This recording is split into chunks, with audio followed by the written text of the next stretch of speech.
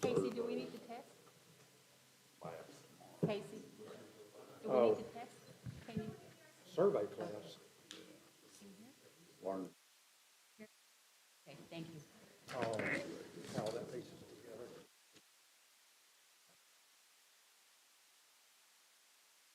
Okay. Yes, sir, and yourself?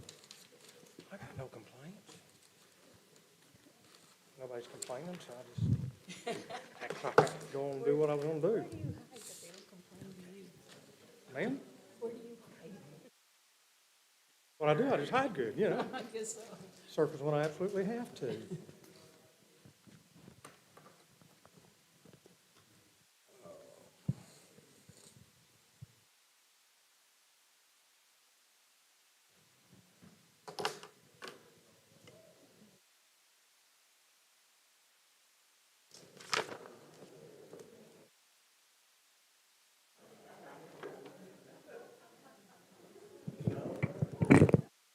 I got your phones off. Mic's already turned on.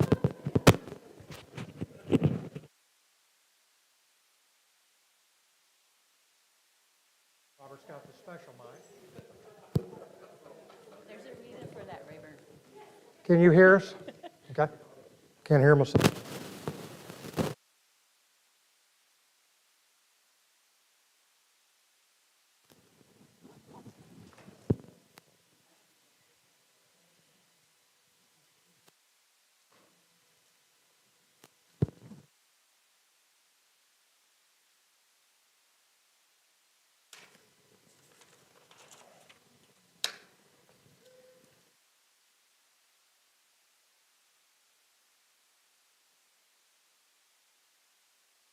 Call the meeting to order here in just a moment, but if you haven't had a chance to sign in, if you want to speak tonight, I would appreciate if you'd sign in. That way we know who's speaking, and we'll talk a little bit more about that in a moment.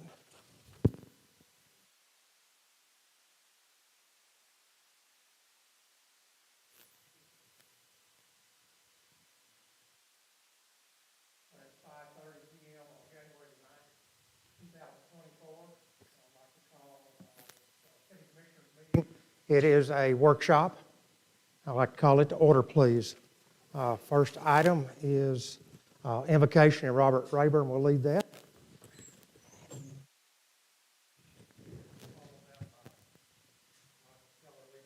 Allegiance. Heavenly Father, I just thank you for this opportunity to present ourselves before you and ask for your blessings and ask for your guidance as we try to do everything in the best interest of the city of Mason, its citizens, and the people that we have impacts on. In Heavenly Father. Allegiance to the flag of the United States of America, And to the republic for which it stands, one nation, under God, indivisible, with liberty and justice for all. Honor the Texas flag. I pledge allegiance to thee, Texas, one state, under God, one and indivisible.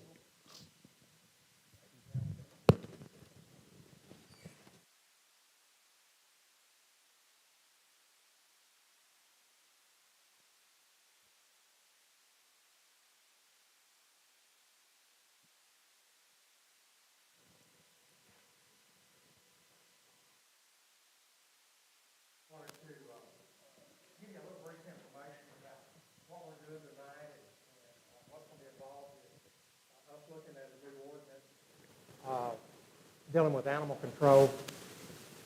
Many may not know that this has been a process that's been going on with the city for quite some time. There's been involvement with Planning and Zoning Committee, and we have two members here tonight with that, commissioners with that committee. Also, there's been a lot of staff involvement in this, and there's been just nearly no involvement by the city commission at this point. We actually only received this last week, and this is the first chance that we really had to read through it and start working on it. So nothing has been approved, nothing has been said.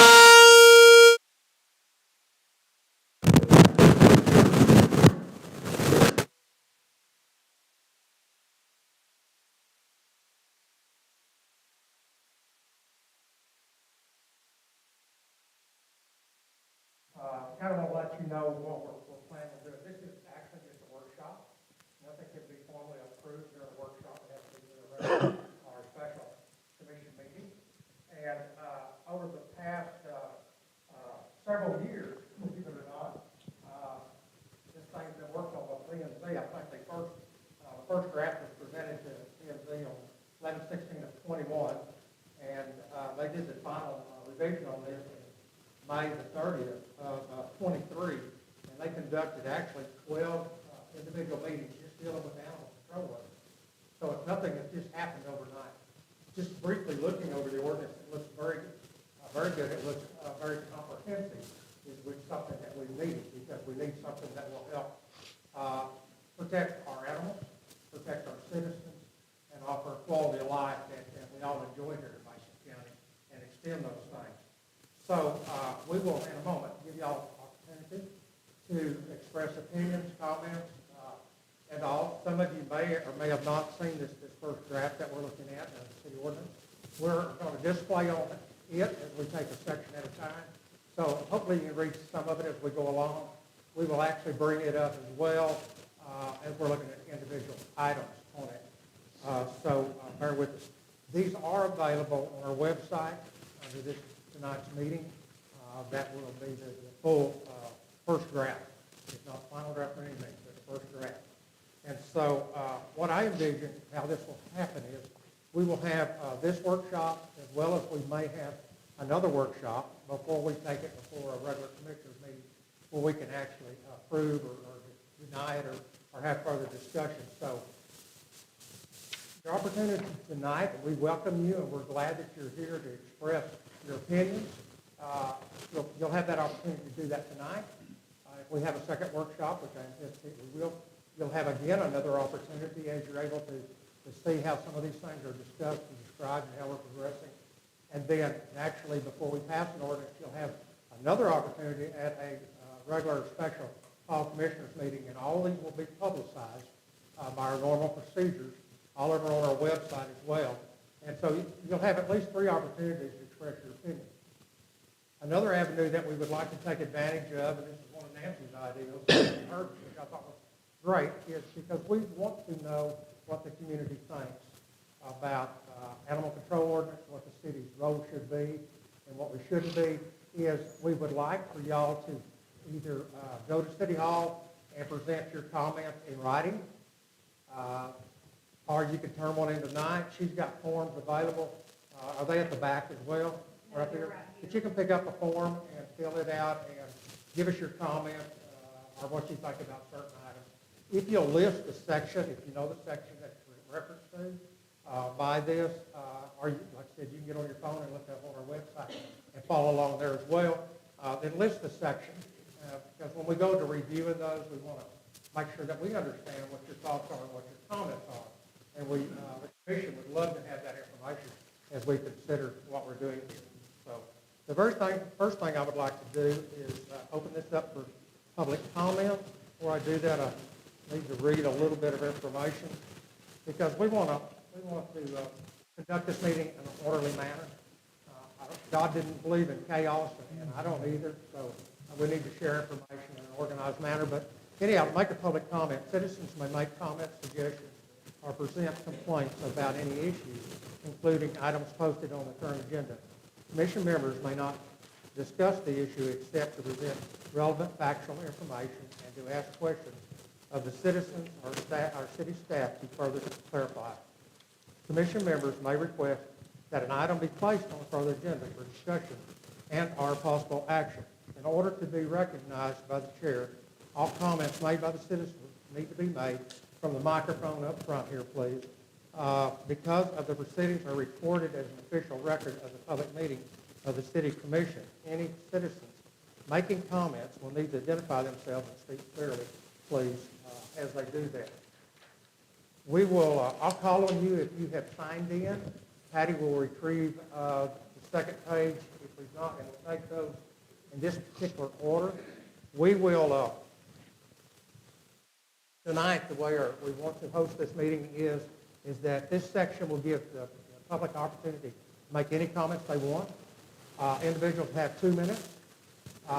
If you're representing a group, and that's more than just maybe you and your husband or you and your wife, you have 5 minutes to make your comment. We may or may not, interact with you in that regard. Once we close the public comment section of this meeting, then the staff, P&Z, the commissioners, will work on this and work through this through the remainder of the session. We will not entertain any further comments at that point. If you have comments, please write those down and get them to City Hall. The deadline on those comments will be February the 1st, and that will give us ample time before our next meeting to look at those, take them in consideration, and it'll help us to look at this closer. So first one that signed in is Will McCann.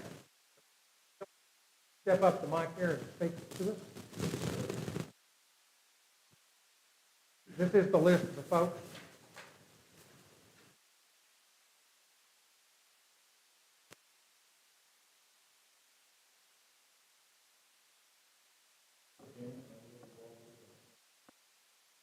Well, if you'll turn around and make your comments to the commission, please.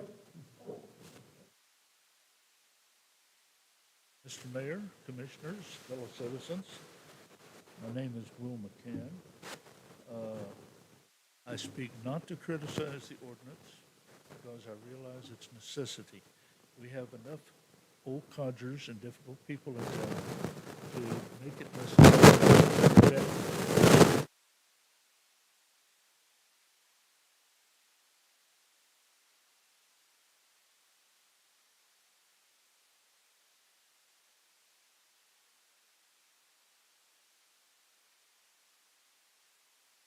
the United States and the Declaration of Independence.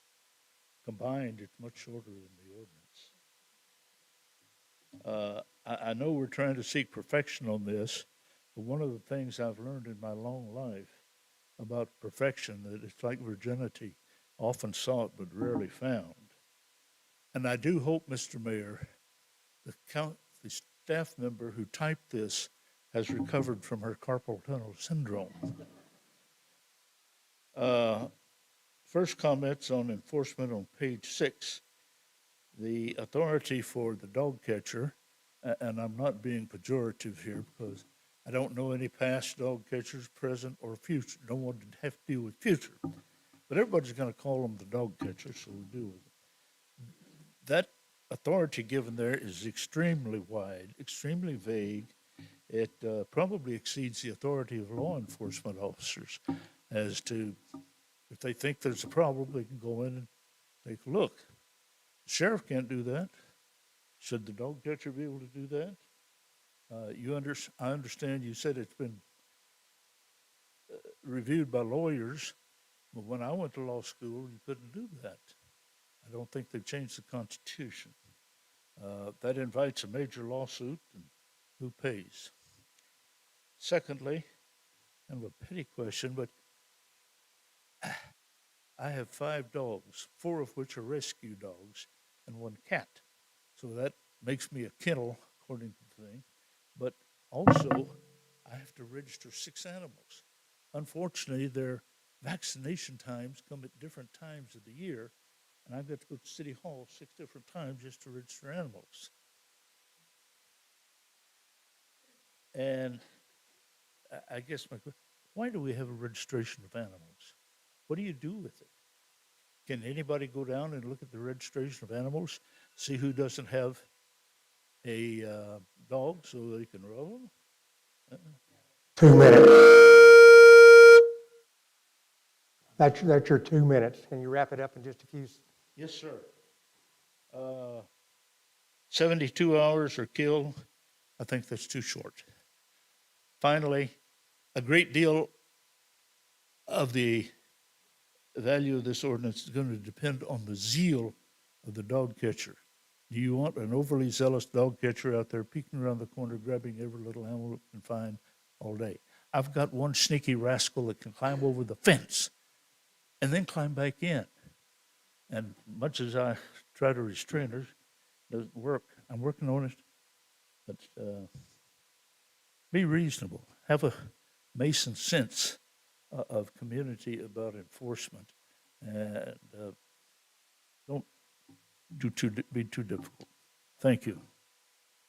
Thank you, Mr. McKim. Terry Hensley?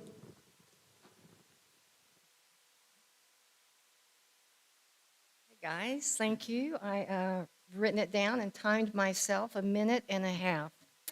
So, good evening. I am Terry Hensley, Executive Director of Buddy's Animal Rescue, which we are a 501c3 nonprofit. I read the P&Z proposed ordinances, and I wish to recommend the following for your consideration when revising the animal ordinance. Section 1, clarification is needed to define breeders and nonprofit rescue organizations. Rescue organizations and breeders have different goals, motives.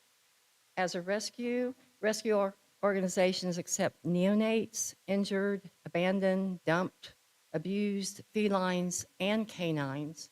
We spay and neuter with rabies before adopting out to the community. Breeders raise and sell puppies and kittens for profit as a small business. So clarification is needed to define breeders and nonprofit rescue organizations. Section 4, exemption of permits. Nonprofit rescue should be included here in the list of exemptions. Section 18, kennel permits for breeders and rescue organizations. Breeders and rescue organizations should be listed separately because our goals are different. We suggest that all permits, fees, applications, etc., be waived for nonprofit rescue organizations, and this is under Section 18, number 6. So Buddy thanks the commissioners, the city commissioners for this workshop, and P&Z, oh my gosh, thank you so much for your hard work over all the hours. I do, this is a side, it's not on my notes. I think Johnny and Ashley should deserve a raise in the budget. Thank you for accepting our suggestions and allowing us to be an active participant in the future of our community. Buddy's loves Mason kittens, so thank you. Thank you very much. Appreciate it. Next person signed in was Tina Painter. Hello, I've revised my notes and shortened them for everybody's benefit. My name is Tina Painter. I'm here on behalf of Second Chance Mason Animal Rescue. We're also a 501c3 nonprofit. I'm a member of the board of directors. I just want to point out 4 of our points in our mission statement. We advocate for the humane treatment of animals. We facilitate a spay and neuter program, which we do that whenever we adopt or foster our pets out. They have to be spayed, neutered, vaccinated, heartworm tested, all of that. We also prevent abandonment of animals and provide public education in animal care, behavior, and humane treatment of animals. A few of the issues that we'd like to point out and stress. One is the increased need to microchip these animals, the cats and dogs. That way when they're found roaming, whenever they get out of their yard, as a lot of them do, and some of them find their way back in, some of them don't.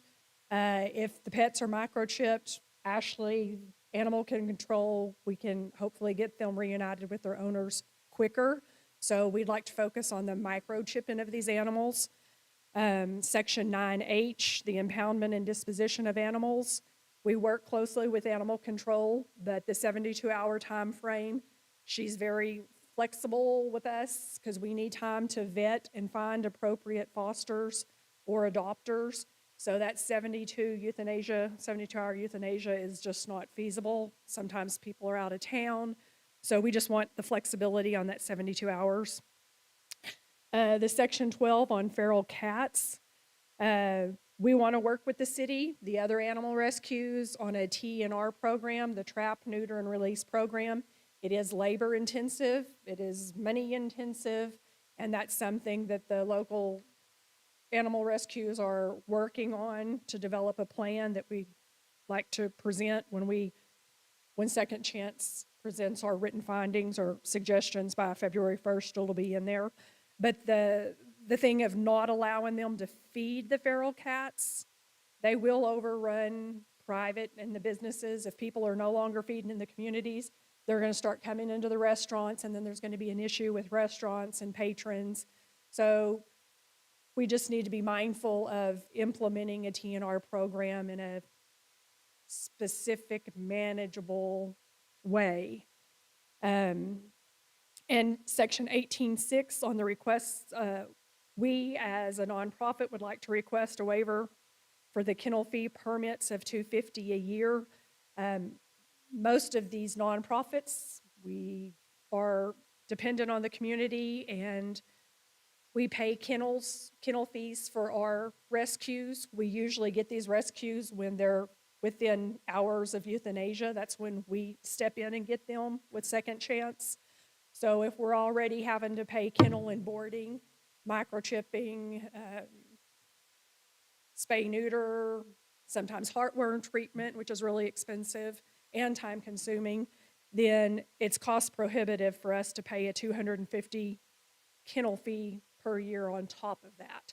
So just some mindful discussion and inclusion on how nonprofits can be worked in with this to ensure that we work with animal control and the city to ensure that all the animals are treated humanely and within a certain time frame. And I guess that's all. Thank you for your time and consideration. Thank you for the information very much. J.D. Kidwell, Mr. Kidwell.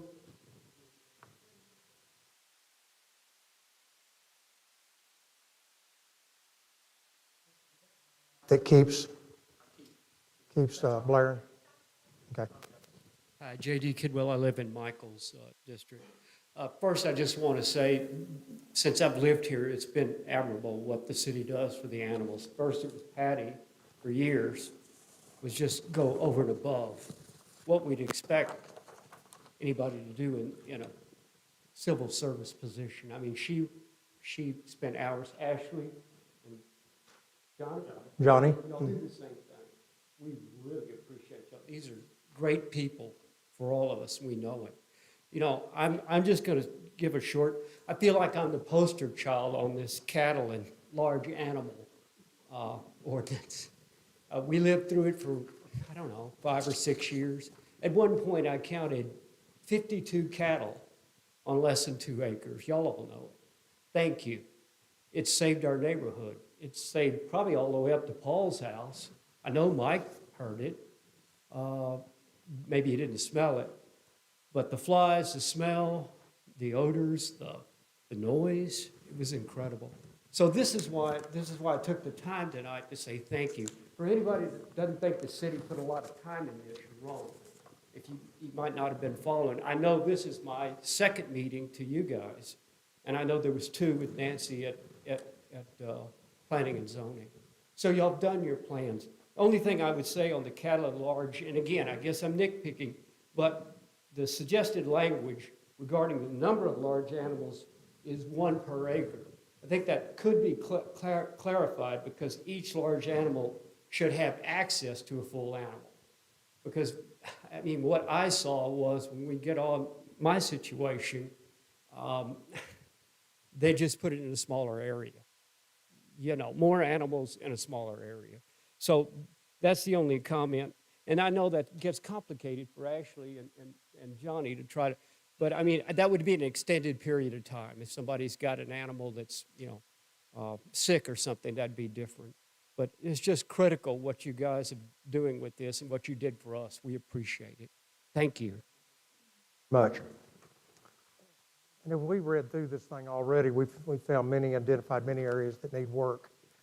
It's just, we're just getting started on that. Kim Paxton, please.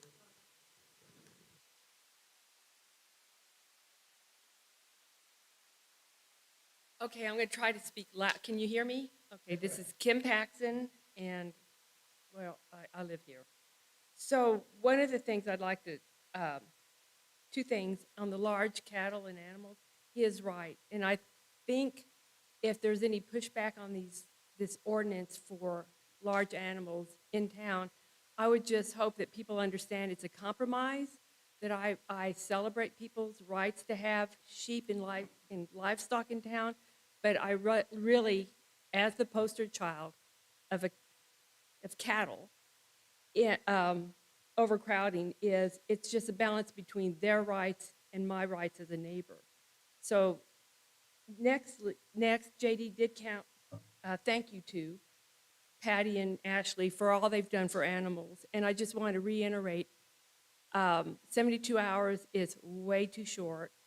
And basically, how I understand it works, and I'm not on the board, I'm just a volunteer for Second Chance. I just walk the dogs, is when we can take them, we can. And sometimes we do need time to find a foster or to move a dog out or to find other accommodations. And I know that the rescue organizations in town have saved many, many animals.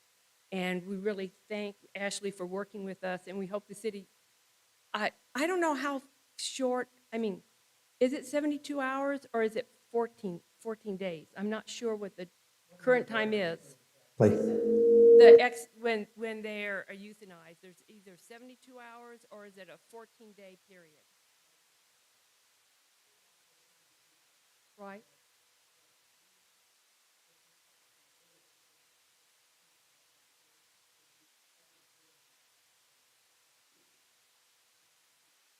Right.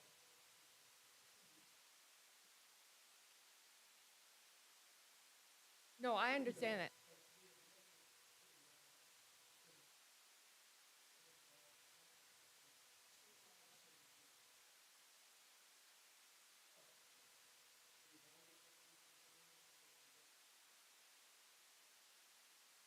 Right. Okay, so let me, because I know that I can't be up here forever. So the 72 hours, I would hope that the language is extended because we may not always have Patty, we may not always have you, we may not always have John, we may not always have Ashley. And I know in other communities, it is 72 hours. And so unless it's in the ordinances, it's subject to interpretation. So that's one thing I would really I really wish you would work on. So on that. Very much. Ashley, is that in reference to the rescue organizations as well? Are we setting a time limit as the way it's written now?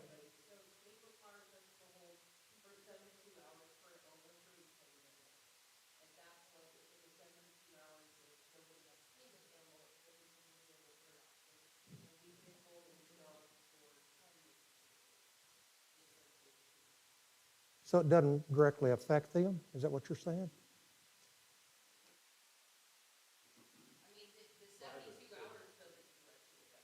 Okay. And we keep them, because 72 hours is when whoever legally owned that dog is no longer the legal owner of that. Okay. Good. Okay. Next one we have is Karen Scanlon. I'm sorry. She's got a pretty fancy handwriting. I didn't quite make it out. My name is Karen Scantlin, and I'm not really here to fuss. I just have a little issue with the amount of animals. And one reason I say that is because I've just lost two neighbors. I lost Julie Gamble, who was more than a neighbor. She was like my family. And when Clinton decided to move to Sonora, well, he said, Karen, what am I going to do with the cats? I can't take them. My daughter's dog will kill them. He said, can you please keep my cats? And I said, well, of course, Clinton. They're used to being around here anyway. I would feed their animals when they leave. And so, I took his cats. Okay, then just this past summer, I lost somebody who was almost like a mother to me, Mary Clapp. She and I were very, very close. On her deathbed, I was holding her hand. And she said, Karen, my cats, what's going to happen to my cats? And I said, Mary, I'm going to take care of your cats. I don't want to have to look at somebody like that, which I'm hoping I don't have to take any more neighbors' animals, y'all. I've got plenty. But I don't want to have to look at somebody and say, sorry, I can't take your animals. You'll just have to die not in peace because the city of Mason says I can only have X amount. I'm just not sure that every shoe size fits everyone is what I'm trying to say. But that's all I have to say. Thank you.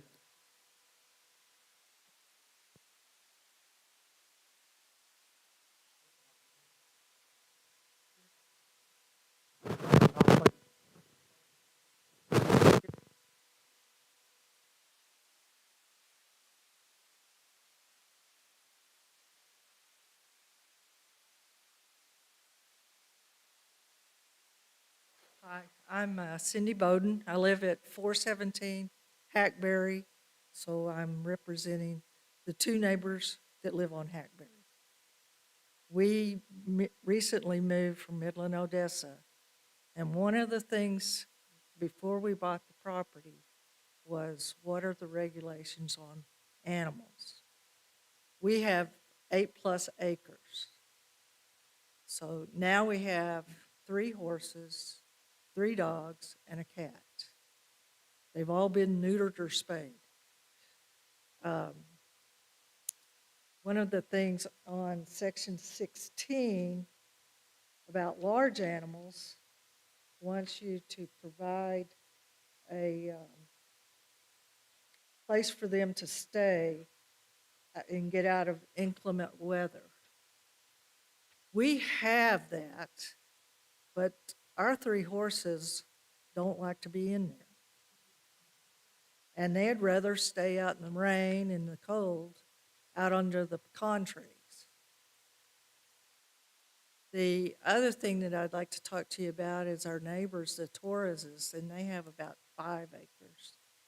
And they have several sheep, several goats, chickens, and roosters. We live where there's not anybody else around us, and the rooster doesn't bother me. There's no other neighbors around because next to them is not in the city limits, and it's a pasture. So what I'm wondering is if there's a variance that can be given for neighbors like us that have multiple acres within the city limits, that we don't have to follow these strict guidelines. You're welcome.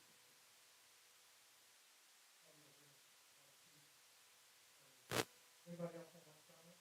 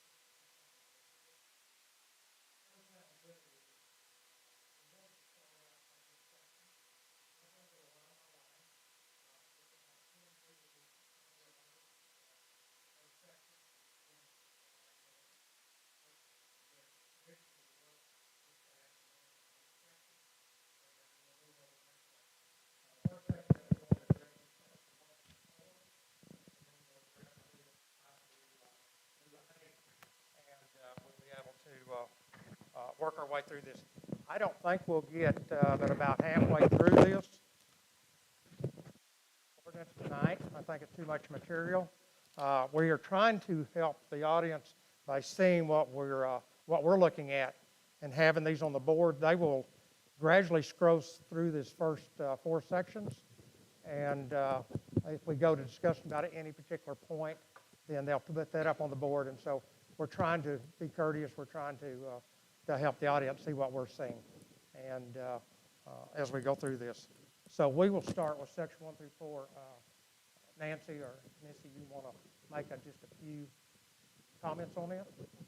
It's a pretty dull definitions, is the very first section. I think that's self-explanatory. Section, but, Definitions. That's our word on it.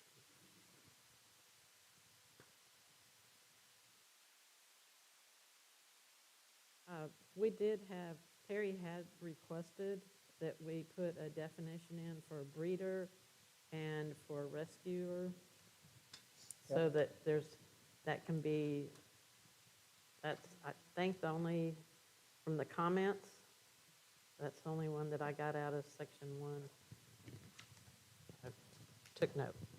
So I guess we need to come up with a definition for breeder and one for rescuer or rescue organization. Or there's the commercial breeder, which is already defined in there. So we do have a definition, I guess, for breeder. I haven't looked over this, I just took notes.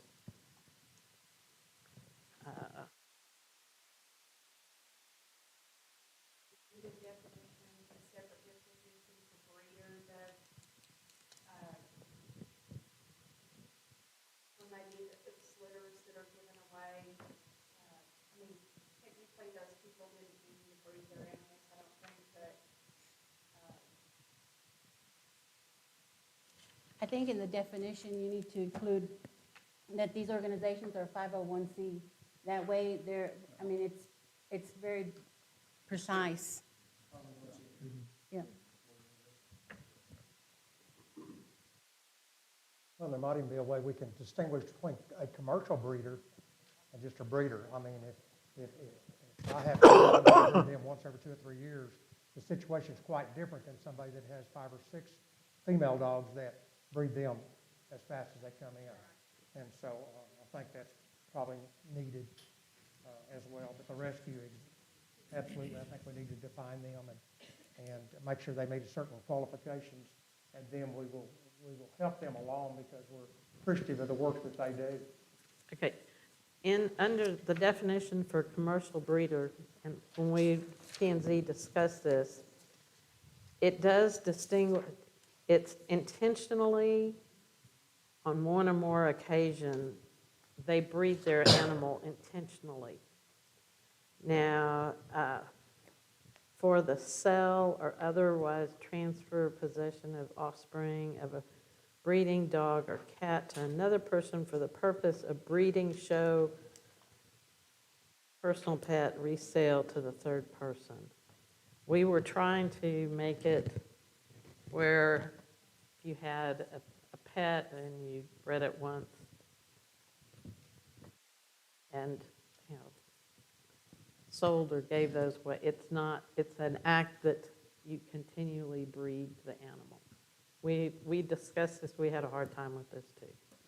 So it needs. One of the things that we did talk about in the discussion was some people believe, and I don't know if it's right or wrong, but some people believe that it's better when you have an animal, before you get them fixed, to allow them to breed one time prior to fixing them. So that would be intentionally breeding.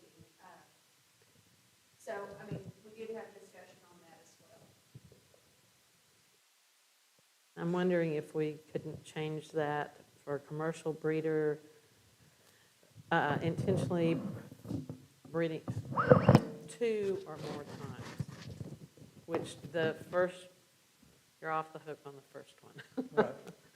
Which would be, and also, you know, we put intentional, so if your dog does go and eat and another dog comes in the yard and breeds them, that's not intentional.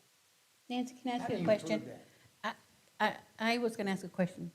I'm sorry, that's okay. Ladies I'll- first, go yes. ahead, Alan. Well, I spoke up first anyway. I need to ask you a question. See, now I forgot. That's terrible. No, I was going to ask about small business. If, you know, these commercial breeders that are doing it for a business, do they have to obtain some kind of permit or license or something? So wouldn't that be a way to where you can define which commercial breeders are out there versus someone that's just going to breed their dog one time before they neuter them or whatever? So the commercial breed, that's my question. when there's a commercial breeder, he's doing it for business, small business, are they don't think- required to have? I don't think they are. No. I don't think- there are. I don't think there's a permit or anything, what we've done in the past, where we find out, because you're not supposed to have, depending on what zoning you're in the city, you can't be a dog breeder in a certain area. You have to be in a commercial area. So I think Chad's put up with this a couple of times where we have had complaints that there's too many dogs in that area, and it's a residential area, so we kind of shut it down because you can't have a dog breeder in a residential area. That's So, what I was and wondering. then most of if- the time, we find it because they're on Facebook or somebody tells us something, but So if they're considered a Yeah, small advertising business, them. they're not required to have any kind of permits for selling animals? Or- if you're, or the- if you're in a commercial area, you don't. No. But if you're in a residential, most people try to hide it, is what it is. And that's Right. where we find it. You're relying on them declaring it a small business. Yes. That's why I was wondering, to make things simple, if we switched it intentionally on 2 or more. That way, the first one, you're off the hook. If it's a pet, then you don't, you're not considered if you keep breeding that same animal over and over, then you're a commercial breeder. And the location's addressed in the ordinance But what further if I down, breed a different animal? if they're conducting a business. You're still breeding If twice. I did a different animal one time? If you can keep a business going like that, there's going to be loopholes. I think we're gonna have to come back to that, because when I was looking today, we looked at commercial breeders, and Nancy and I was discussing, we don't use that text, the verbiage anyplace else in the ordinance. So as we have a need, then we'll need to redefine that, but we need to get further off into the ordinance. Go ahead, Nancy, what else do you have? A definition, I guess, of a rescue.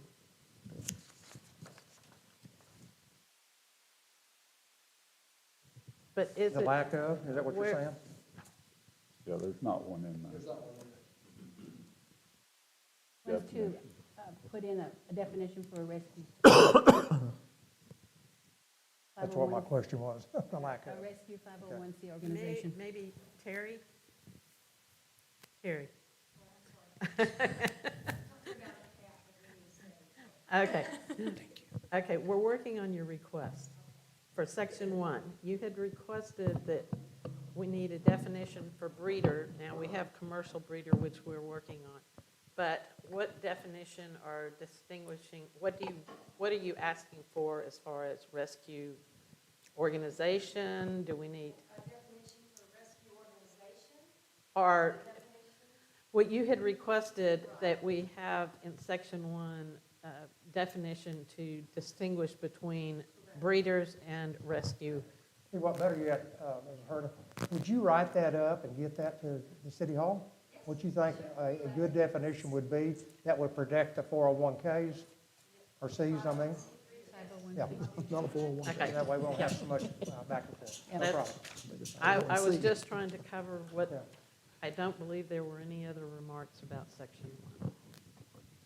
And I don't Nothing else have to the any first notes. floor?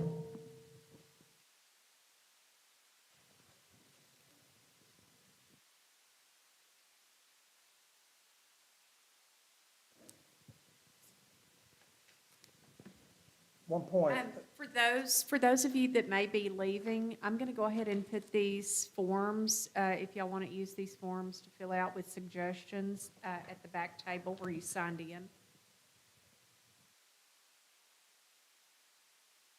go ahead and have her scroll on through the pages as we're working on this. On on section 4, item D, they're changing the registration to go to once a year instead of once every 3 years. Wait a minute. We're jumping from 2, we didn't go over 2. 1 through 4 on the first section. Did you want to talk about 4 a little bit more? Enforcement. Wait a minute. Section 2. You go.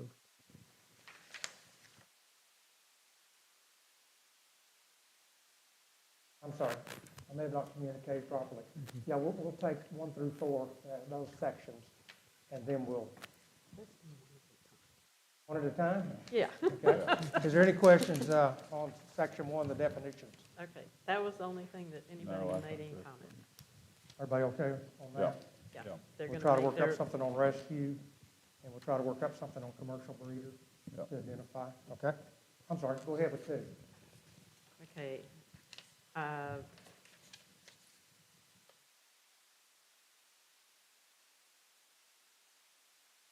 Now that I said that, the only other section, 3? section 4 was identified, it had a question, Okay. and that was, Didn't Mr. McCain make a point about enforcement on section 2? Was he not talking about the authority of our animal control officers entering? Wasn't that what he was referring to? On D. he was, I didn't have the section written down.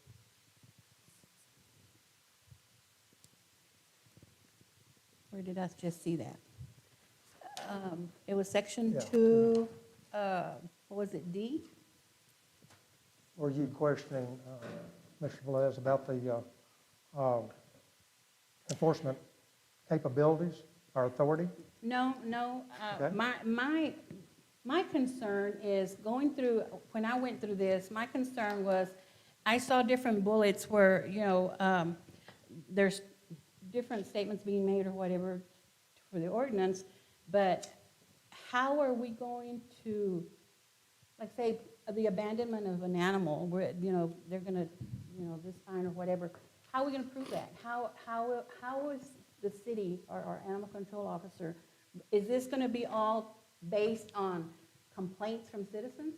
And then the animal control officer has to go and, because I was understanding him as far as legal verbiage on here for, as far as the city, how is our animal control gonna be able to enforce? Okay. That's a good question, I think, a very good question. But it's just like any other criminal offense. We may get a complaint, they may investigate, they may not be able to gather enough evidence to support filing a complaint on it, either writing a citation or filing a complaint with the municipal judge. And then if they do and they feel like they have enough and they file it, then it's up to the judge to decide if there's enough evidence that weighs that this is a valid violation. There are a lot of things in these ordinances here that will be difficult to enforce. It's not a perfect world. We wished it could. And when we know. get further down, we'll see more and more Yeah, things that I'm just there are concerned an because I ordinance know, against it, but it may be hard to enforce. I know a lot of the criminal activity is when animal control officers are not on duty, like after hours and weekends. Well, no. And so, I just feel like these are good, this is a good ordinance. I really went through it and found it that, it was very intense in comparison to what we had in place.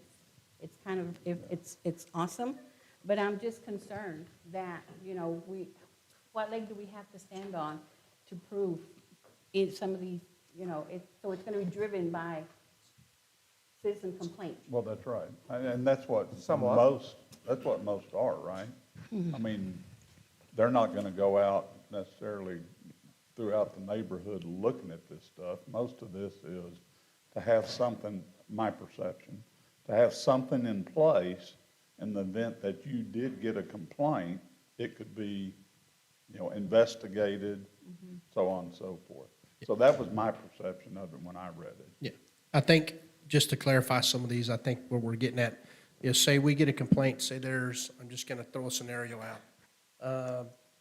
Mr. McCann's little dog went out, right? So we have it running around out in the street. They call the animal control, which they call the office, they go out. The little dog has an act of running back to his property and jumping in the fence. Because he's been out, our animal control have the right to capture that dog. So this is where this is coming from, where we're chasing the dog and we have to go into somebody's private property to apprehend the animal. And that's why it kind of says that, but it also says to the extent of the permitted by law. So if we have to go into somebody's, it may not be his own place of residence, but we're going into another private residence to capture a dog, we may have to, and it says it in there, where we have to go back to and get a warrant to get in there. Right. So anything permitted by law, so my kind of explaining that, anything permitted by law that we can do to go get the animal and capture it and bring it back is what we're saying. And I think we have to be relying upon our city attorneys have already reviewed all of this. Now, what changes we make will have to be reviewed again. Yes. But they wouldn't allow us, they compared this with state statute as far as what animal control. Yeah. Because they have a different authority than the sheriff or police officer, Yeah. or than code enforcement. Yeah. But they're trained to know how to gather evidence, how to work Yeah. through this thing. Which the other thing that we have lots of complaints on is every month, which I don't like it either, but we have to go read everybody's meters, right? So we sometimes have to call the animal control, which this will help us because we're able to get in the yard because most people leave their dogs running around and you can't go read the meter, which it's even in the ordinance that says we're allowed to go read the meter. But it bites a lot of our guys. We get a lot of bites, right? So they help us in apprehending the animal until we read the meter and leave, or we make some other accommodation, so Okay. it helps. We're on 4.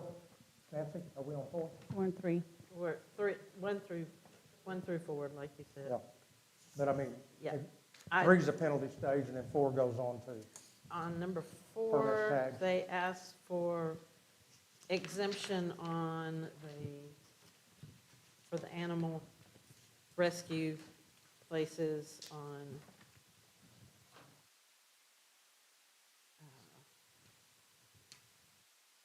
I just wrote. Yeah, there's a exemption. section for exemption of permits. Yes, and that was the one, add animal rescue into being exempt. But that was a fee that she was talking about, correct? Not necessarily a permit, what was the fee? Oh, this one, exemption for permits is the one that is under 4, under 4.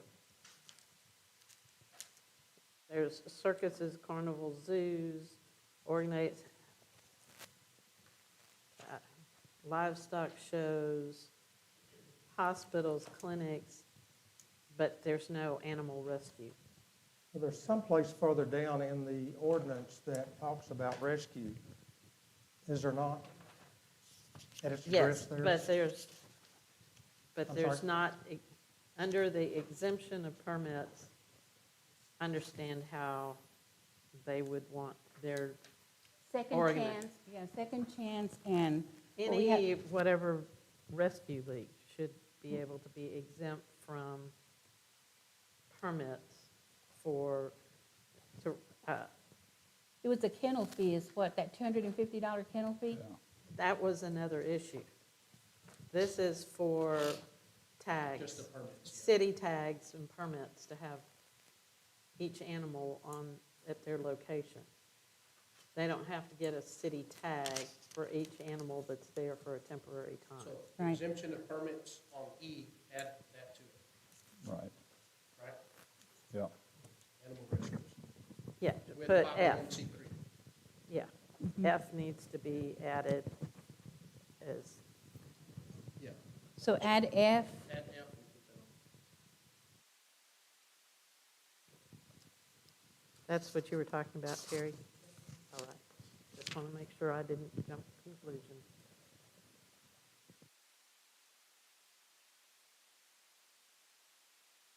do both of these organizations fall under rescue organization? Correct?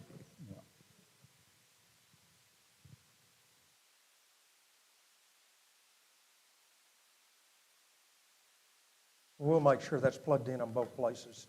And we may need to redefine that $250 fee, redefine who has to pay it and who doesn't, and look at exempting. Anybody have a problem with exempting? No. Recognize whatever we can define them as rescue organizations. Yeah. Ashley, you think that's okay? Okay. I've had multiple people that have asked me about the tags, the city tags, as to why we're having to have city tags on it when they've already should already have tags, rabies tags and that kind of stuff. One of the things that I look at, I pulled it up today, and it states even collars for cats is dangerous for the cat. requiring that, and it's like I say, I just hit it just a few minutes ago, and as I've got it on here, because it's a danger to have a collar on the cat because they get hung up on fences, plus they'll sometimes get their jaw hung up inside of it. But as far as having a city tag and also having to have other tags, I don't see the reason why we're requiring that. I mean, I know it's a financial gain for us, but it looks like we have an answer.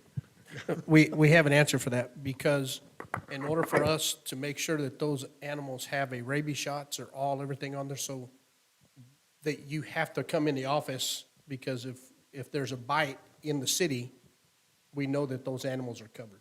So we have to have some sort of identification from the vets that show that they are current on all of their rabies shots and all of their But they've got vaccinations. tags on for that. They've got rabies tags on already from Yes, the vet. but most of the dogs, if you don't regulate that in the city, law-abiding citizens, they got them. Well, I got one cat that Three doesn't. quarters of the other He won't people. keep it on. Would it be better for us to go microchip? And it costs $39. I talked to him today. He said it costs $39 to No. microchip. But we require, is there, am I pretty close? No, but he's talking Hang on about just the a second. tags. Hang on a second. So by having the animals being registered once a year, we're able to make sure, because for registration, you're required to have a current rabies shot. So that helps us keep up with having a rabies shot, which is state law, that your animal must be current. So the city tag is like a notification that it had his rabies? Yes. Okay. And the microchip won't do that? It just tells you where it's from, Oh, who has it, who's the owner.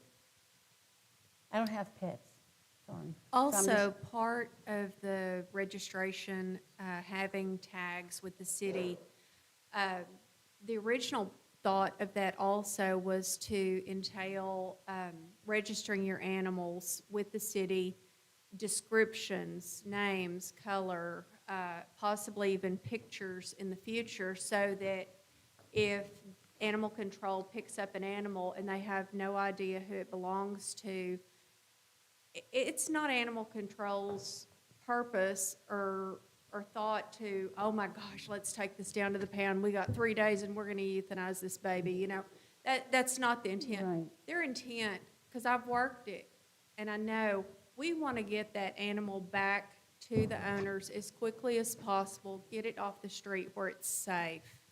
So part of the registration process was being able for animal control to identify animals in that particular neighborhood with an address, description, possibly photo in the future.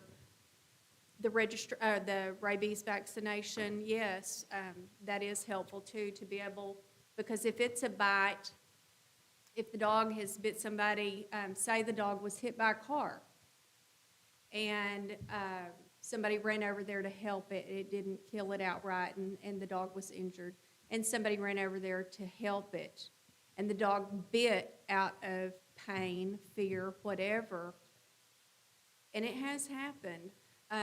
Animal control may be able to go back through those records to identify the animal quicker, to find out, is it vaccinated? Does the animal need to be quarantined? Is it current on shots?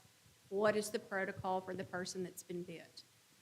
So let me ask this question. Is that data online? Can I pull up a picture of the dog? Can I pull up the? We're don't even working require it with at this that point. process right now. That is something that we hope to add eventually.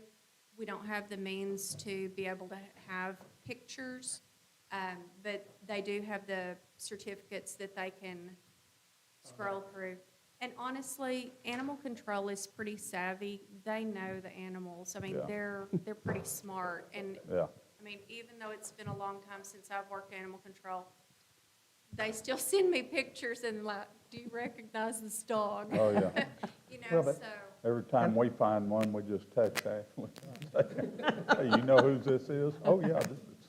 I think that's a valid point, though, that you talk about pictures, and I think that, my opinion is, on the registration, we ought to require a picture.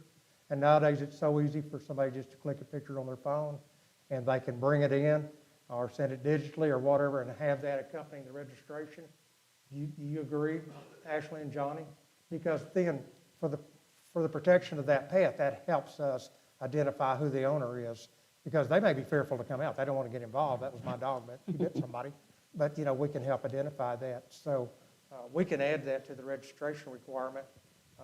And in registering, I mean, you put a description of the animal in it. Right.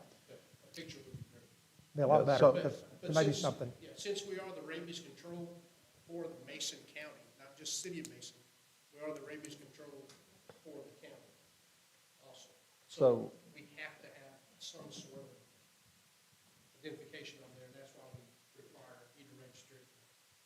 Just have a tag, at least register the animal. Why are we the rabies control for the county? We are, That's state law. state law. But the county doesn't have their own person to, You have to go through training and become certified Yeah, so to be able Ashley to do is- that. They take the bite cases and all that kind of thing. Michael, did you have another question? Yeah, so my question is on the annual registration. So, and I understand for rabies purposes, make sure they've got their shots, but they've got 3-year rabies shots. So if you get a 3-year rabies shot, you do it every 3 years versus every year, or like my dogs get the 3-year. What do you think, Ashley? That's something that we discussed, and it's hard to say you can only do 1 year or only 3 years because every vet uses something different. So it's easier to say 1 year because if it's the 3-year shot and then the 1 year, then they're out of date for 2 years. Don't they get they also after the second one, they get a Booster. Booster. So, And also the logistics of trying to keep up with, okay, their 3-year registration, their 1-year registration is a problem. I mean, I can foresee a problem there, but that was a question I had with Ashley today. Why go to 1 year away from the 3-year? Yeah. But that helps ensure that they are vaccinated properly.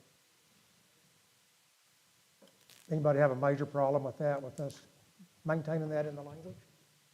I still have a question about with cats on the collars and Yeah. on them, because I I'm saying it's agree with dangerous. that. It's dangerous for the animal, for one. But trying to keep a collar on a cat is like an act of Congress. I mean, we've got one cat that, I mean, we'll have the tag put on, and within 30 minutes, the collar and everything's gone. We've lost tons of them, and Dave's getting tired of us coming back and asking for more. I think we've encouraged the public, the citizens, that if they do register cats, don't put the tag on a collar, just keep it somewhere in your file for that specific cat.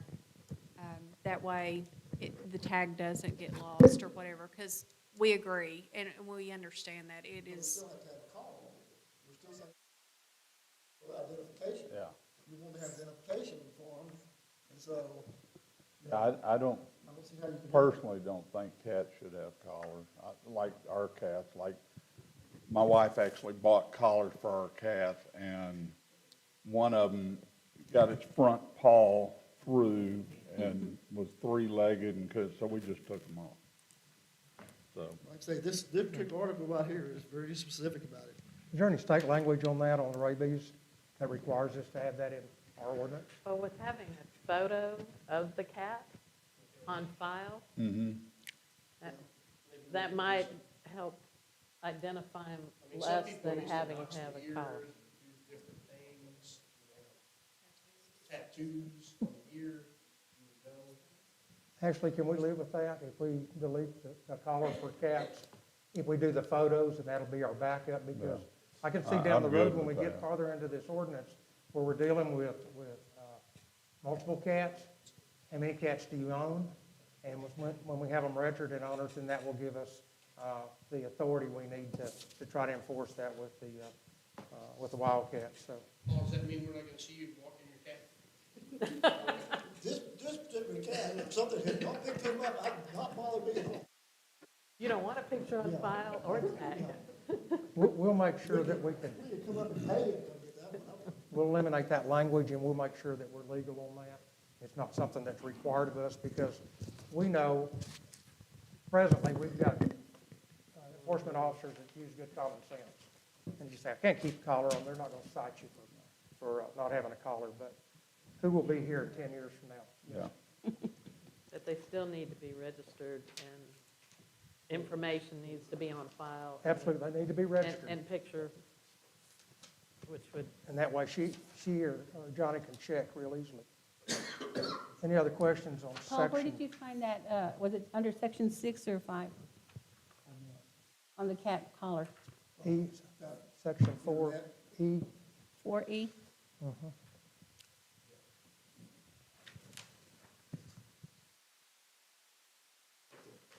Okay. so just scratch dog collar and That's worn someplace by I've seen it. cat, or cat, get rid of or cat. Just the last line of that, get rid of or cat's collar or cat. But it still needs, you still need to purchase, have on record tag.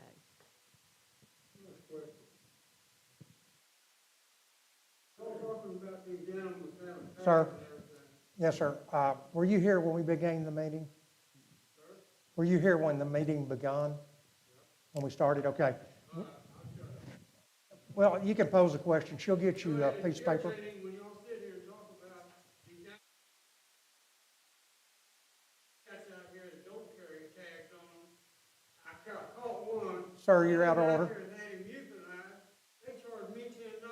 Sir, please don't continue, or everyone, I need to get everybody the equal chance, and we never will get to it. We'll have another meeting in about a month, and you're welcome to come and make a comment then, or you can make a written comment. Thank you, sir.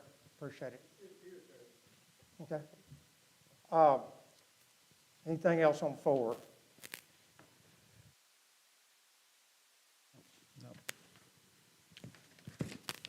Okay, y'all want to address 5 through, how far are you going to go, Nancy?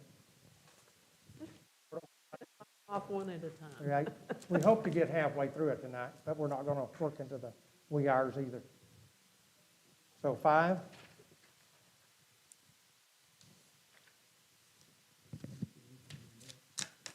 Didn't-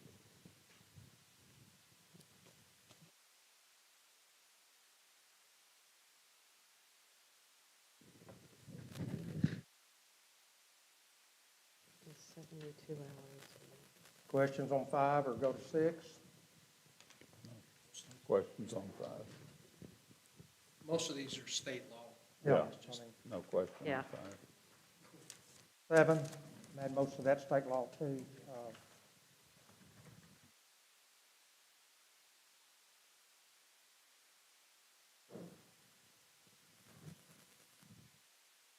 Ashley's all this one good to you.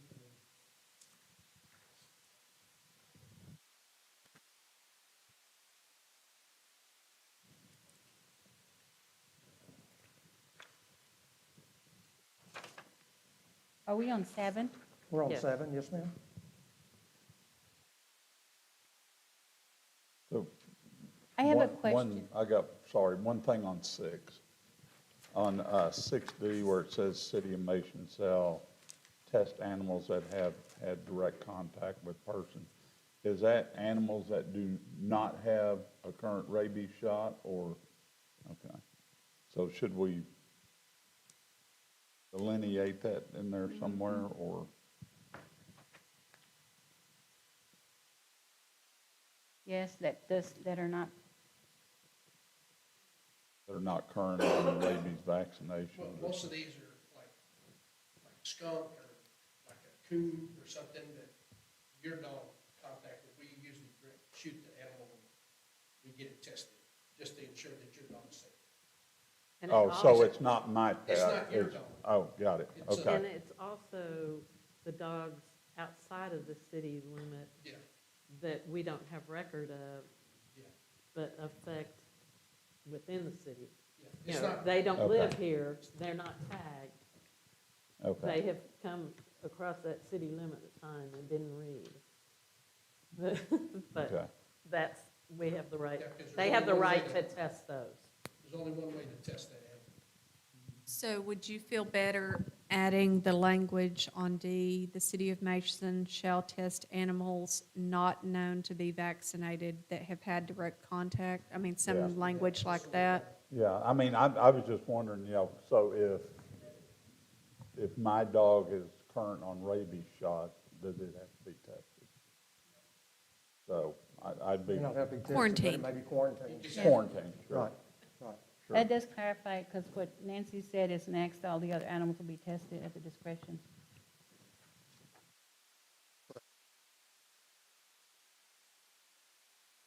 Okay, sorry, Seven. Anna. Sorry. Okay. Yeah, I'm good on that. Oh, I nearly forgot I was next. Yes, Okay. ma'am, go right ahead. On section 7, under E3, the animal is currently registered with the city at the time of the bite, and then we go down to F. It says, after the animal has been released from quarantine, the owner will have 5 days in which to have the animal registered with the city by purchase, by the city, by the purchase of a city registration tag. So, isn't that contradictory? The animal was currently registered, never mind. They'll have to register Okay. them again. Why are we giving them 5 days, Ashley? If this has been involved in a bite case and been quarantined, then why are we waiting 5 days? Do they have to wait a period of time before they give them a rabies shot? Well, if they're released on Thursday, they may not be able to get in until Monday. Okay, so that's the reason. So we're getting it done as fast as it can be done. Okay. Yeah, but then, Did you answer your own question there, Anna? Yeah, I answered my own question. I was reading. Anything else on 7?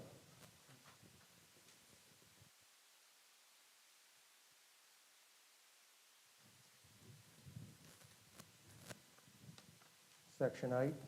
Section 8 is almost all Texas law. And the sections are quoted in that. That is not, most of that is not Mason's. It's all state law? Mhm. There's a few at the end, but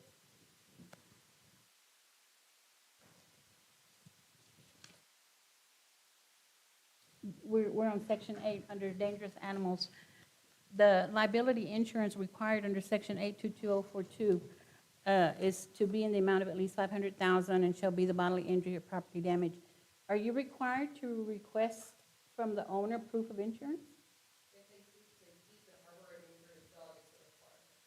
So that would be after it's deemed a dangerous animal. Been declared a dangerous animal. Right.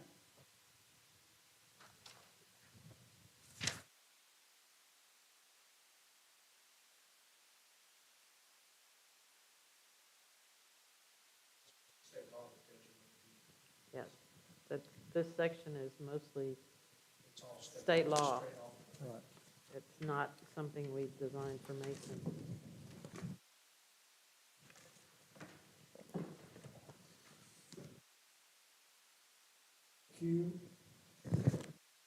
Q, where it says,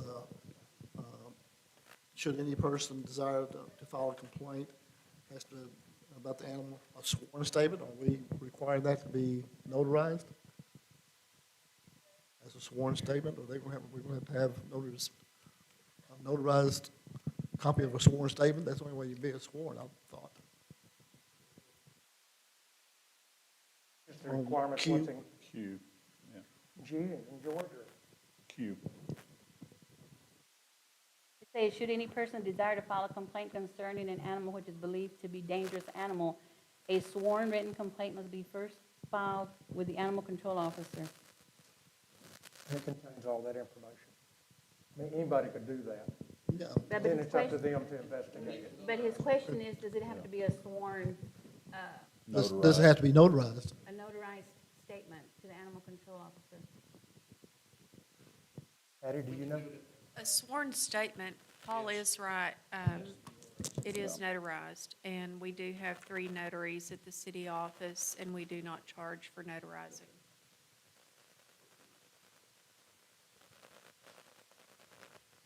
The Q looked like a G to me.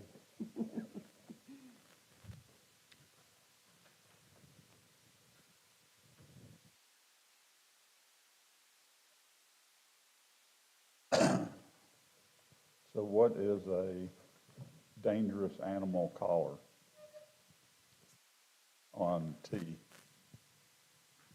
Owner must keep animal on dangerous animal collar.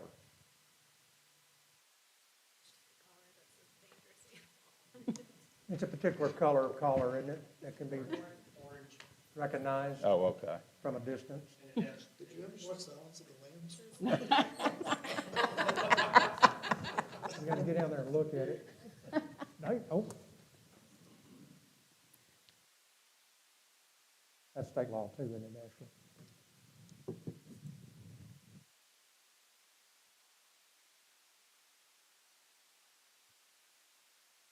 And just to be clear, the city can be more stringent than state law, but they cannot be more lenient than state law. We have to follow state law.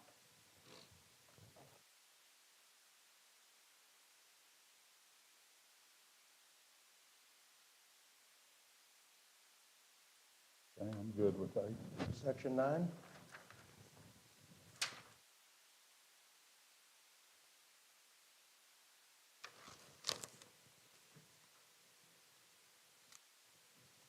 Is a lot of this state law as well?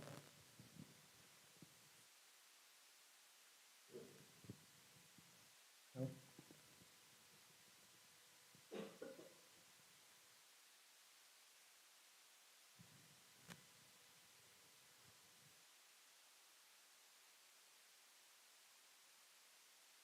This in C is where it states that 72-hour period,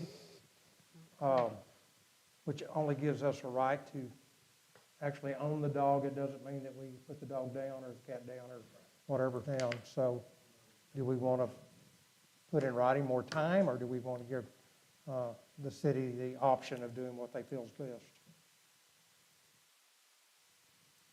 But didn't you say state law requires 72 hours?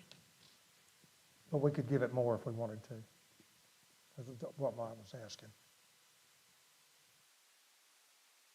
But that just that then the city can't, it can't be adopted, it can't be until those hours are up. It's 72 hours.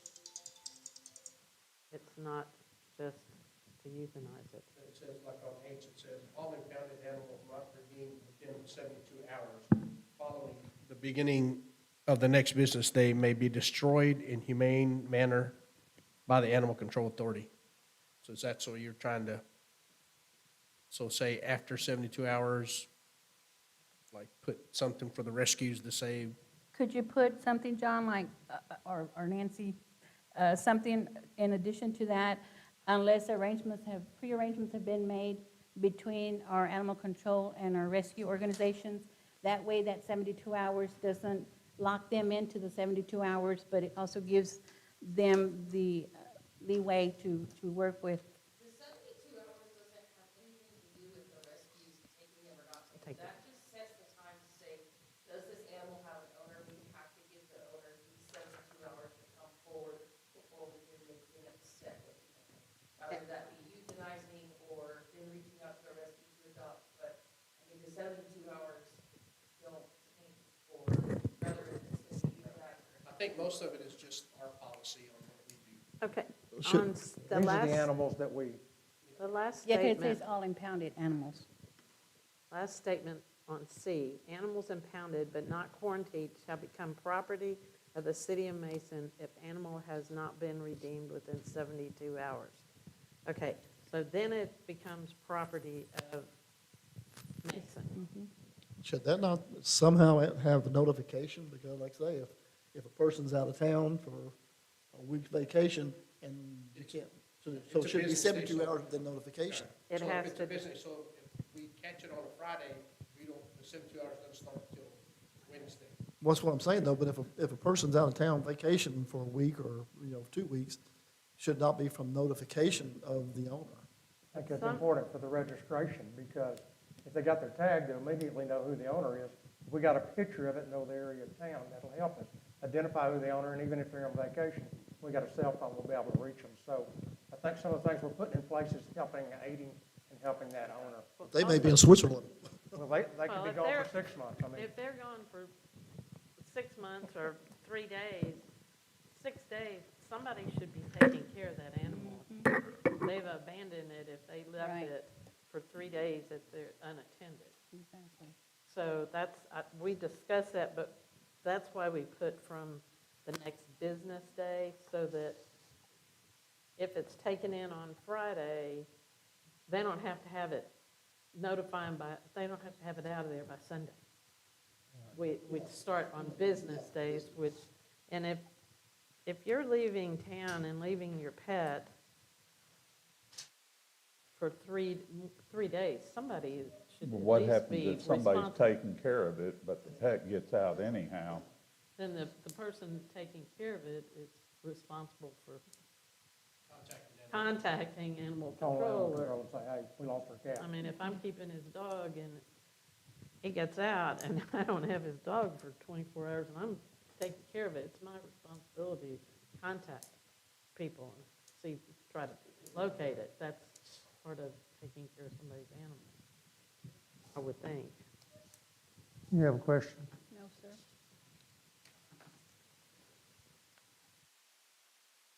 Are we okay through, on 9?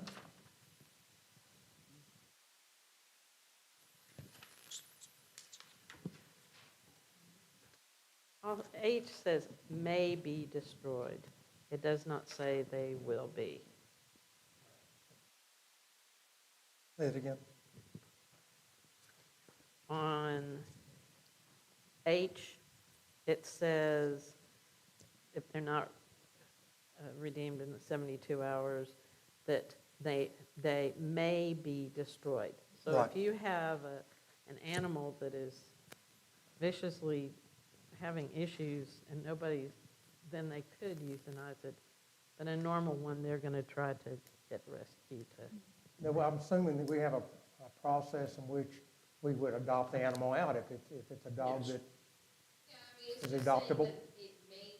Yeah, it's right. It's a, After 3 days, we legally have the right to if we need to. if they deem it necessary. We don't do that. That's just an internal policy that we have between us and we have with our rescue groups, because they know, they come over and look at the dog. When we have 72 hours after it's over, they know, because they come over and each one of them will come and look at the dog to see if it's adoptable. They kind of take, a week, sometimes 2 weeks. It just depends on what we do, and then we decide what to do after that if nothing happens to it. So common sense comes in. Yeah, common sense. Anything else on 9? Could we stop at 9? Number 10 looks like. Yes, ma'am. I'd like to get halfway through this because some of the last chapters are going to take us a while. Yeah, that's, and that way we could have recommendations on that. We're shooting for 2 meetings instead of 12, like y'all. Yeah, we were happy about it. Are y'all But- agreeable, try to get halfway through? If we get through If- 11 or 12, we'll be, Well, the other thing, section 10 yes. is going to be a long one, or very well could be. And we could get recommendations and thoughts on this before we attack it. And we'd have the public consensus. Maybe we could skip 10 and go on to 11. So Or- 10 is not the state law? Uh-uh. It's No. talking about the number of animals. This really seems like it ought to go with those charts. Right, But they've so introduced what it. if we skipped 10? Could be Yeah, that- readdressed I later? think that, y'all okay with that? Yeah. And put some real serious thought into this, and then look at your charts now. But I don't, If you have a question on your charts, you can visit with Patty about it, if you will, please, because we can't visit outside the meeting. But Patty has, those charts are kind of confusing. She's got a pretty good handle on what we suggest we accept, but the numbers are important. Mayor, just FYI, the restriction on the number of animals per household, that pertains to dogs, cats, ferrets, small Correct. animals. Correct. The charts pertain to livestock. Correct. So that's two separate Correct. things. But it has to do with numbers of animals. Yeah, if we could readdress Discuss it 10 along with the charts. With the rest of the quantities or with density, the quantity. because that's going to be a long discussion. It's up to the commission. Y'all want to tackle it? We'll stop there, or, I thought go to 11. okay? So we'll skip it, we'll come back, we'll go to 11. Has to do with restraints. Ladies are doing really a great job over there, keeping up a lot of information. Is that state law? 11?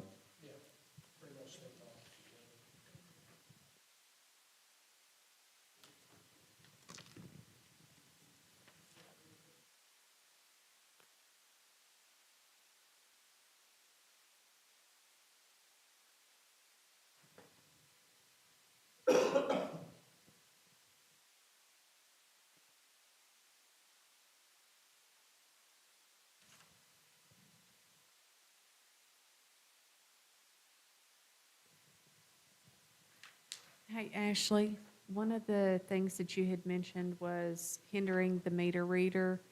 That is addressed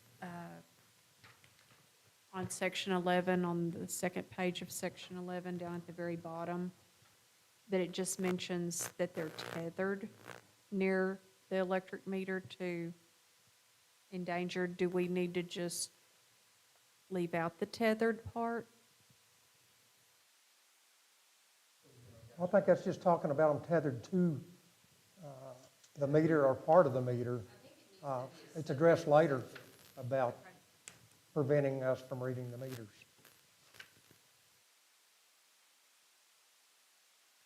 Way to keep them having to pay electric bill, I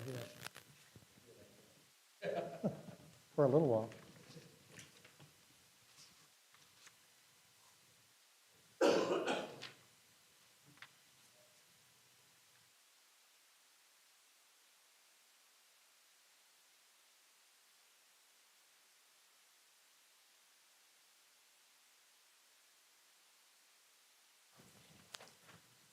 I mean, I'm good with 11. That's pretty much state law. If we could do 12, we'd be in pretty good shape, I think. Y'all want to do 12? And then we'll call it good. There's some sensitive things there, but Because a lot of that, I think, is also state. Well, we'll see. Is C state law, Ashley? Do you know? transport,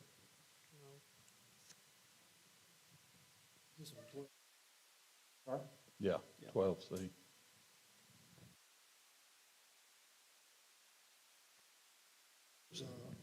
Numbers, that letter C is going to Yeah. cause a lot of issues. You guys coming in from out of the countries have their dogs, you know. Yeah. Those are, work dogs. They all are out there all the time. Yeah. See it says should be, you know, animal is safely secured. Train on them or a leash on them or something up there, but it doesn't mean they're not, Yeah. you know. So did you say C was a state law, 12C? No, it's not. I think sometimes the reason we have laws is not so much to enforce them on everything that we see, but if we have a person come into town and that dog gets thrown out of the back of that pickup and kills the dog or causes severe injury to the dog, then we have the law behind us as far as issuing a citation, and that way. Some dogs are great at riding in the back of cars or back of trucks. Some are not.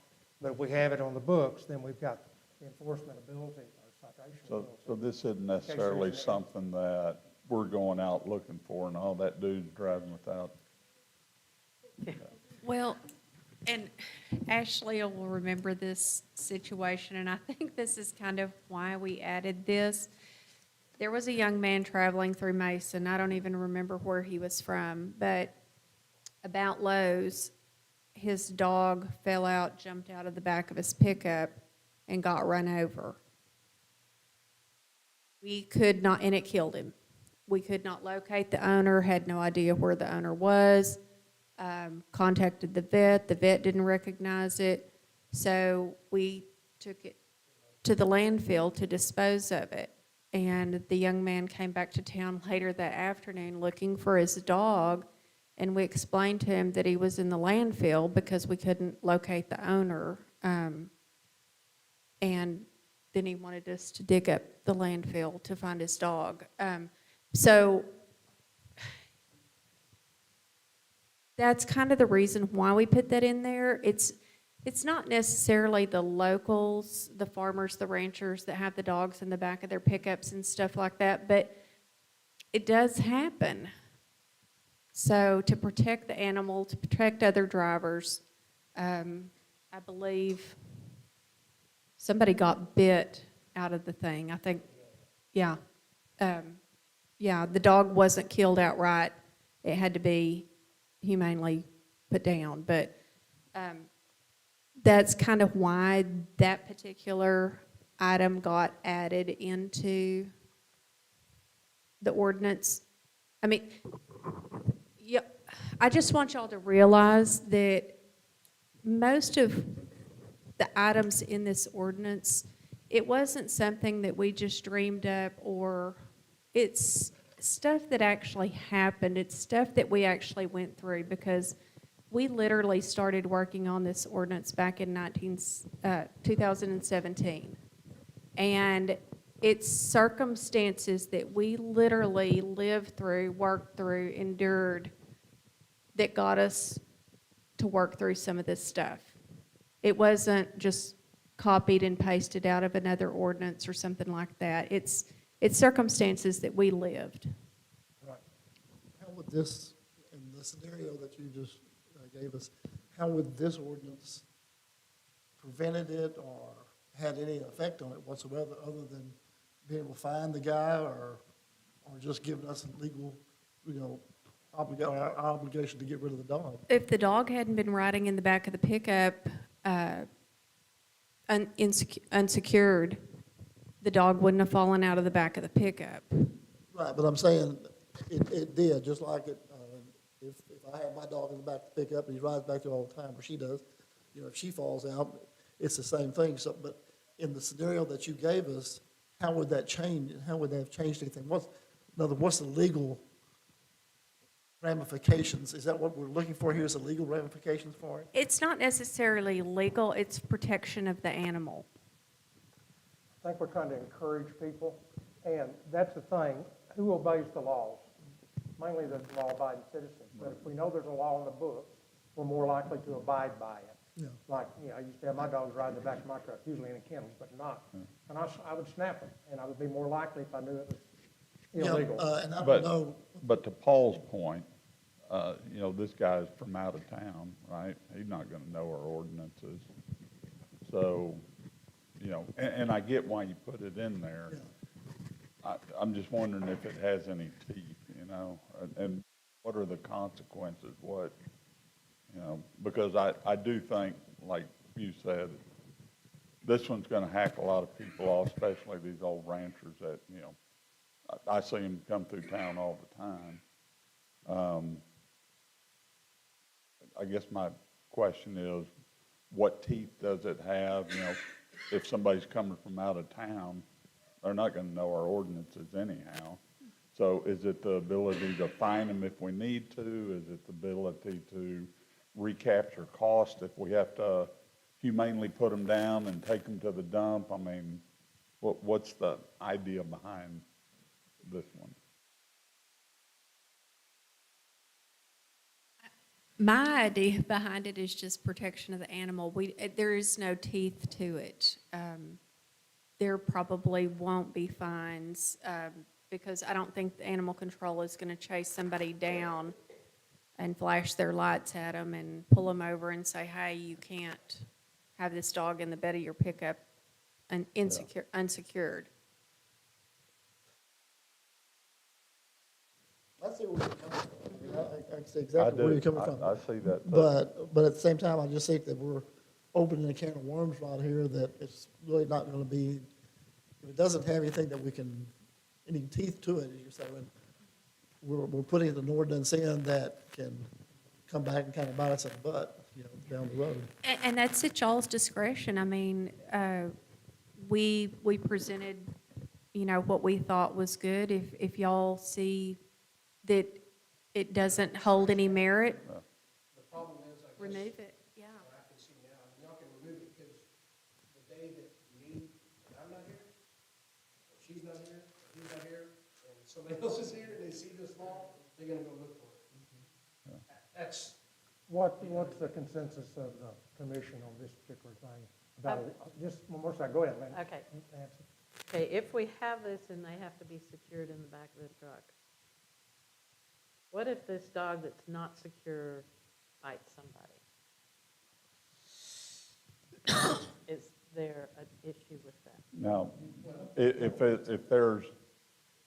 if this is in there to protect any liability from the city, I get it. But the way I'm reading it is, and when I talk about no teeth, so if our intent is not to chase down anybody that has a dog, we actually see somebody riding through town, flatbed, old rancher, always had his dog back there, unless the intent is we're going to issue a citation to that individual, I don't see the purpose in having it in there. However, to Nancy's point, they pull into Lowe's, this dog's on the back of the flatbed, it's not tied down, that dog jumps out, bites somebody going into Lowe's, whatever. If it is a liability to the city, I absolutely understand why it's in there. So I There should be a think, liability to It would the be a city, liability to though. the city. It's Because- just the ordinance that we've already got, that we've gone over as far as an animal that bites somebody, that owner is responsible I'm for it. just asking. yeah, and then, Yeah. like, my dog, it could be tied in the back of the truck. If you walk up to the back of the truck, you're gonna get bit, Well, regardless of I'm- whether it's I'm tethered or talking not. about So- if they're on your property, which See is your what vehicle. consensus we have of the commission. I'll just kind of do an unofficial poll to whether we're going to leave it in or not. Robert, you want to leave it in? I'm fine with leaving it in. You don't have a I think problem it- with I it? think I think the comment made was, I don't think anybody's looking for somebody to cross the city line and get them from coming in town, but I do think that if somebody comes in town and you see them with the dog in the back and they pull into Willow Creek and you come up to them, you go, you can't bring a dog in town anymore that's just riding loose. I see that coming in town from the country. I see the dog's used to nice nights. You get in town and all of a sudden there's cars going, you're slamming on brakes. Things are a little crazier in town than they are driving in a country road. I can see that and use it as an opportunity to maybe teach them that when you bring it into town, things can happen really quick that your dog may not be prepared for. And I think that that's in the best interest of the city and the dog if we use that as a tool and not a whipping post. I kind of would like to research because I don't know that that would be a liability to the city. If even your scenario, or at his scenario at the Lowe's parking lot, we would not be liable for that dog biting someone. I mean, as a city, I don't think that we would be liable. And this is not a state law. So I don't have any problems in deleting it, but I would like to look into that liability issue. All in favor of deleting it out? Delete it. Wording, you? yeah, like I said earlier, unless we intend on issuing citations to individuals, and I get why it's in there, it's for the protection of the animal, but unless we intend on enforcing that and be prepared to issue citations to these ranchers that have the dogs, and I see them all the time, I don't think it should be in there. Let me ask you a question. So Mike, if you see somebody that doesn't necessarily, a lot of people that break the law. I mean, there's a few speeders, there's a few stop sign runners, and we get stopped and the sheriff talks and says, look, they don't issue a citation for every time something breaks the law. And I think this is more, I don't think we're looking to make next year's budget by tackling people that have a dog in the truck. I think it's more of we really don't want you to have the dogs in town that's loose like that. I just don't know why that wouldn't be an opportunity to say, put him in the back when he leaves town, but in town it's a different story. And it is a little I say because of the And concentration. if I don't do it, Well, then we'll just tell you next time we see you again. You know and what? if I don't do it, You know what? How many times do you think people leave a wine shop drinking? We tell you don't drink and drive, but do you do it? I understand You that. know, I some. understand that, another- but I can guarantee you one thing, if I get pulled over and I've been drinking, I'm gonna get a ticket, and I'm gonna get thrown in jail. And my thing is, you pull this guy over 5 times and say, dude, you need to secure this animal, and he said, I'm not gonna do it. What are you gonna do? Write a ticket. Well, and not That- only, that's not my only point. that, That's my point. If the intent is to ultimately write a citation, then Again, leave it in. I think the intent is to encourage people to take care of their animals and keep them safe. think that's I the agree intent. with that 100%. And I've hauled as many dogs in a kennel as I have just in the back of the pickup. But, Mayor, can I make a point real quick, interject this real quick, just to both of y'all's point? Don't forget, this says public roadway. You know, we have residential public roadways, and then we have state highways. I mean, at what point is this, can we make the state liable for a dog coming through town on the state highway, and the dog falls and, you know, whatever? I mean, that's a public roadway. well, yes, every city street's a public roadway, as well as state highways or whatever. That's what I'm saying. You have the main state highway coming through the city. Yes, ma'am. So if something happens coming in on the state highways, are we going to hold the state responsible for that animal? The state? No, because it's city ordinance. They can't enforce city ordinance. And there's no state statute about rhino in back of a pickup, is there? There's Yeah, no, yeah. yeah. So the sheriff won't Yeah. enforce it. DPS won't enforce it. My opinion, and again, that's not gonna affect me because my dog's riding the cab with me all the time. So it's not gonna affect me. But if you're putting this in an ordinance, it's either a recommendation or it's something you're gonna act upon if they don't do it. So that's my question. Is this a recommendation for protection of the animal? Or is this something that we're gonna enforce and say, this isn't in the ordinance and you need to start doing this? If it's in the ordinance in this section, it's gonna have to be enforced. But if y'all take it out, if it's, and that was my. It doesn't have to be enforced. Huh? It doesn't have to be No, but enforced. if you're not here, and I'm not here, and she's not here, Yeah. she's not here, and somebody else is new, and it's an ordinance, they're gonna enforce it. But then the commission can take it out You're al- and you're if it gets out of hand. Well, I that's mean, what I'm saying, do we wanna open it up or Right. do we not? And you're always gonna get that good old boy, you know, well, you didn't take care of him, you didn't find that guy, but you're gonna find me, you know, we have got a whole lot of points to do. Let's think about this particular point. Is there any other point on this section? Yes, I have. That we'll come back to. Yes, ma'am. I have a question.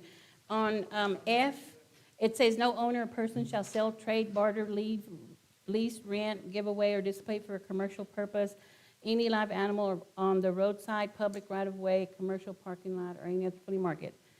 This is referring to the people that sell puppies on their tailgates, right? So they cannot do it anywhere in the city? If Mason Building Supply decides to give permission to one of their customers to bring in their dogs to sell, they're not going to be allowed to?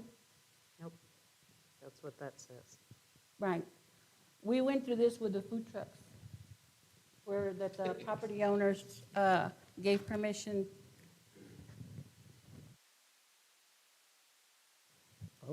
I have no problem with them being allowed to sell. You know, if they have a litter of pups and they're wanting to get rid of the pups, they're gonna get it to someone that wants it. I mean, I've got a daughter that got 3 of them that she picked up here in Mason, at whatever we had during the summertime, at the rodeo. And, sorry, mine's a terrible thing to waste, isn't it? She picked up 3 different dogs there, and Yeah. she didn't Were have they them here, selling she's them got them there in on San the Antonio. courthouse lawn Lots for of them. the July roundup? At the roundup. So that roundup's not going to be able to do that? So The he key got, may be he got rid of commercial. 3 dogs out of here. Key may be commercial purpose. And I don't know if we She- can they define paid for that. them. That's I mean, they- display. for Sorry? commercial purpose. That's Anytime you're getting paid for it, if you get paid for the dog, display for commercial purpose. That's, they can't sell is separate from display. I'm just wondering if we could put a different word there, because what are we trying to discourage? A commercial seller coming in front of people and selling dogs all the time. Continually, on a continual basis. It's a commercial breed. You know, it's just like the food trucks, like she just mentioned food trucks. So Paul has a business in town, and he has enough room for a food truck. He can allow that food truck to come sell on his lot. Kind of the same way with the dogs. If, say I have a bunch of dogs, I could go ask Lowe's if I could go sit there. This is more or less a commercial person trying to sell dogs. Then you need to probably specify that, because that's very misleading. Ashley, could we be effective if we set more than twice a year or something like that? What if, Number of occurrences and affect what we're trying to do? Or like he said, a commercial breeder. what if we, That's what he's trying to target, is a commercial breeder. But identifying what's a commercial breeder and what's We already identified on definitions. okay, what if it was removed, we left in on any roadside, public right-of-way, and removed the commercial parking lot in any flea market, because that's private property, and if those businesses want to grant that to the person. I can Yeah, live with I that. like that. Very good. I like It's a that. suggestion. Something also that's not necessarily just for commercial purposes, like, for example, we've had multiple people from Brady just come and say they'll park at the stretch parking lot with a sign that says free puppies. I don't want you coming from out of town into Mason County just dispersing free, unfixed, unvaccinated, maybe they have parvo, you don't know what they have. So also to prevent, and I don't know if this is worded to explain that, but. Because that's one of our other intents for that was also. But if it's on private property or if it's on public property, I feel like we should be able to control that, but it's like saying the building supply can't sell dog collars because we want a certain kind of dog collar in our, that's their business. Well, and John, don't we require permits for people that come through, like Ashley's explaining, that peddle? That would be under a peddler's Solicitor license. permit. Wouldn't they be able to stop it like right then and there and say, you don't have a peddler's license to peddle dogs? What if they come on a Saturday or Sunday and we're closed? Well, then open 24/7, you know? I mean, that's exactly my point. This is exactly my point. A lot of this is gonna happen weekends and after hours. So, I mean, but I would think that would fall under peddlers, and we do have that already in place, where you can go in there and say, you need a peddler's license, you know, and once you find out these dogs aren't from Mason, and they're not, you know, they can't tell you they have rabies shots or whatever, vamonos, so long, bye. Yeah, we could add in there where it says any live animal, any unvaccinated. Well, most puppies aren't going to be vaccinated, nor kittens. They're not going to be vaccinated yet. Yeah. Ashley, do you think you can work on this paragraph and come up with something that's maybe something that we can live with? Are you okay with that? See what she brings back to us? Because we've got C and we've got F that we're going to work on.